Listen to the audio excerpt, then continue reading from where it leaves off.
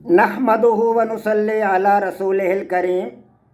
अजीज़ान मोहतरम, मैं Mohammad Aslam Dode, chairman liberal party Pakistan आपसे मुखातिब हूँ और आप देख रहे हैं liberal party Pakistan YouTube channel. पेश खिदमत है प्रोग्राम इश्क का राही। अजीज़ान मोहतरम, हमारा आज का मौजू है वाइटल फोर्स को इस्तेमाल करने वाले तीसरी किस्म के लोग। अजीज़ान मोहतरम, आप इस हकीकत से आगाह हैं कि मैं अपना प्रोग्राम इश्क का राही पिछले चंद दिनों ही से आप हजरात के सामने पेश कर रहा हूं। अभी इस प्रोग्राम के चंद ही एपिसोड आप हजरात के सामने पेश हुए हैं। आज उसका अगला एपिसोड है। इस प्रोग्राम को पेश करने का बुनियादी मकसद अजीज़ान मोहतरम यह है कि इंसान के अंदर छुपी हुई खाबीदा सलाहियतों को उजागर करना, बेदार करना और सलाहियतों को परवान चढ़ाना है। जो खाबीदा सलाहियतें इंसान के अंदर मौजूद हैं, जैसे अल्लामा इकबाल ने फरमाया था कि खुद ही को कर बुलंद इतना कि हर तकदीर से पहले खुदा बंदे से खुद पूछे बता तेरी रज़ा क्या। खुद ही को कर बुलंद इतना, खुद ही का मतलब है कि इंसान के अंदर कोई ऐसी ताकत मौजूद है, ऐसी पोशीदा ताकत मौजूद है जिसका नाम वाइटल फोर्स मैंने रखा है। वाइटल फोर्स अल्लामा इकबाल ने इसे खुद ही का नाम दिया।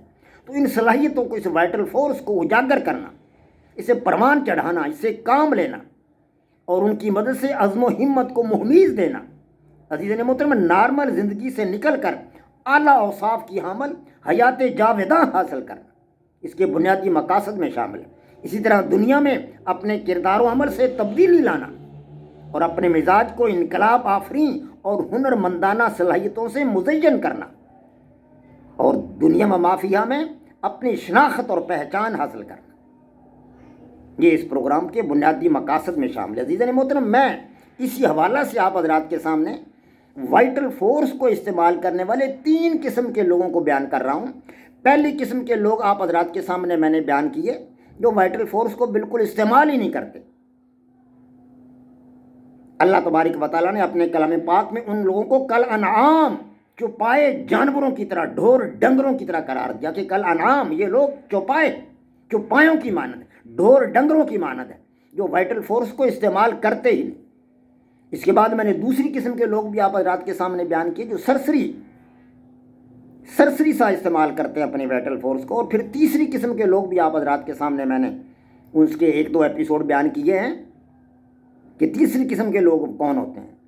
तो गुज़श्ता एपिसोड में भी मैंने आपको वाइटल फोर्स इस्तेमाल करने वाले तीसरी किस्म के लोगों के बारे में बताया था कि वो हमेशा ज़िंदा रहते हैं। तीसरी किस्म के लोग जो अपनी वाइटल फोर्स को मुकम्मल तौर पर उजागर कर लेते हैं, मुकम्मल तौर पर उससे काम लेते हैं, धुन के पक्के होते हैं और वो अपनी अंदर खाबीदा सलाहियतों को उजागर करने के लिए अपना तमाम तर अपनी मसाई को बरूए कार लाते हैं, अपनी जद्दोजहद को, अपनी काविशों को बरूए कार लाते हैं।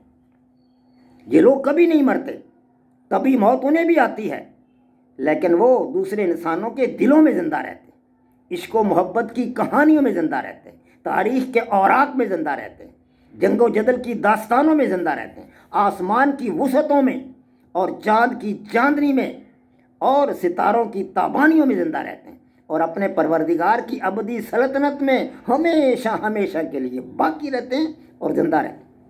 अज़ीज़ मोहतरम, ऐसे ही लोगों के बारे में कुरान पाक ने फरमाया, और खुदा के बंदे तो वो हैं जो ज़मीन पर आहिस्तगी से चलते हैं, आहिस्तगी से चलते हैं, और जब जाहिल लोग उनसे जाहिलाना गुफ्तगू करते हैं तो उनको सलाम कहते हैं, सलाम करके आगे गुजर जाते हैं और वो अपने परवरदिगार के आगे सजदे करके और इज्जत व अदब से खड़े रहकर रातें बसर करते हैं। और वो जो दुआ मांगते हैं, दुआ मांगते रहते हैं कि ऐ परवरदिगार, दोज़ख के अज़ाब से हमको दूर रखियो कि उसका अज़ाब बड़ी तकलीफ़ दे चीज़ है और वो दोज़ख ठहरने और रहने की बहुत बुरी जगह है। और वो कि जब खर्च करते हैं तो ना बेजा उड़ाते हैं और ना तंगी को काम में लाते, बल्कि एतदाल के साथ, ना ज़रूरत से ज़्यादा ना कम। और वो जो खुदा के साथ किसी और को माबूद और शरीक नहीं बनाते और जिस जानदार को मार डालना खुदा ने हराम किया है उसको कत्ल नहीं करते मगर जायज़ तरीके ने शरीयत के हुक्म के मुताबिक, और बदकारी नहीं करते, और जो ये काम करेगा सख्त गुनाह में मुब्तला होगा, और झूठी गवाही नहीं देते, جب ان کو بیہودہ چیزوں کی قریب سے گزرنے کا اتفاق ہو تو بزرگانہ انداز سے گزر جاتے ہیں، بحث و تمیز نہیں کرتے کسی کے ساتھ، چھیڑ خانی نہیں کرتے کسی کے ساتھ، بزرگانہ انداز سے گزر جاتے ہیں، آگے نکل جاتے ہیں۔ اور وہ کہ جب ان کو پروردگار کی باتیں سمجھائی جاتی ہیں، حق کی باتیں ان کے سامنے رکھی جاتی ہیں، تو ان پر اندھے اور بہرے ہو کر نہیں گرتے، بلکہ غور سے سنتے ہیں، غور سے سنتے ہیں۔ اور وہ جو خدا سے دعا مانگتے رہتے ہیں کہ اے پروردگار ہم کو ہماری بیویوں کی طرف سے دل کا چین اور اولاد کی طرف سے آنکھوں کی ٹھنڈک عطا فرما، اور ہمیں پرہیزگاروں کا امام بنا۔ ان صفات کے لوگوں کو ان کے صبر کے بدلے اونچے اونچے محل دیے جائیں گے، اونچے اونچے محل، اور وہاں فرشتے ان سے دعا سلام کے ساتھ ملاقات کریں گے۔ السلام علیکم یا حبیبی، السلام علیکم۔ ملائکہ فرشتے ان کے ساتھ دعا سلام کے ساتھ ملاقات کریں گے۔ اس میں وہ ہمیشہ ہمیشہ رہیں گے، اللہ کی جنتوں میں، اللہ کے باغوں میں، باغات میں ہمیشہ ہمیشہ رہیں گے، جہاں چشمے ہوں گے، حوریں ہوں گی اور خوبصورت زندگی ہوگی۔ وہ ٹھہرنے اور رہنے کی بہت ہی عمدہ جگہ ہے۔ عزیزان محترم، یہ سورہ فرقان کی چند آیات تھیں جن کا ترجمہ آپ حضرات کے سامنے بیان کیا۔